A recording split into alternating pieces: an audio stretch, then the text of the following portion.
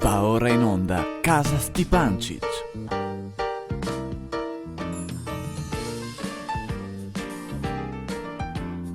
E cos'è sta roba? È la sigla, Ciano, dai.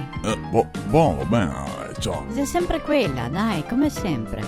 Basta che cominci. Sì, dai, adesso ti aspetti la musichetta e dopo comincia. Non si finì ancora. Un attimo di pazienza, dai, Ciano. E allora? Adesso comincia, dai, ecco. Allora Brian, eccoci, come c'è?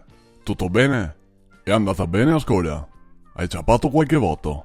No, oggi no. E ieri? Hai ciapato qualche voto ieri? No, ieri era domenica. Orca, ah sì è vero, scusami, sai. Ogni tanto il nonno è un pochettino gnampolo e perde colpi, sai. E cosa mi conti di buono? Eccoci, ciao Brian, come c'è? Scusa un attimo, sa?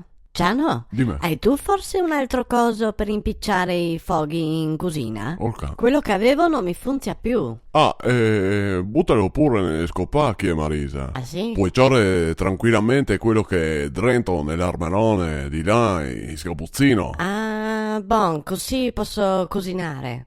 Allora, Brian, cosa mi stavi contando? Ma niente. Ah, sì, vero, tu sei sempre un saccoglione. Sì. E insomma, adesso avete le vacanze di scuola, vero? Ah, sì. Sei contento che arriva Natale?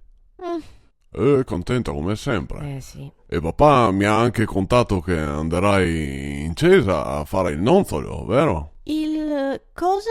Ciano, scusa un salto, vieni di là. Dimmi Marisa, cosa sei adesso? E il piccio non capissi, Ah. logico, perché per italiano non si dice nonzolo. Ah no? Te cade dire che nonciolo. Cosa? E cos'è sta roba? Ciano, è il nonzolo, solo per italiano. Ah sì? Sul serio? Sì, per italiano si dice così. Bon, ti te l'ha fatto scuole e te sa sì. sempre queste robe. Dai. Torniamo di là, dai. Eccoci Brian, scusa, sai. Allora farai il nocciolo alla messa di Natale. Sì. Che bello, bravo Brian. Bon, dai Brian, adesso sarai anche stracco. Vai a distirarti un poco di là.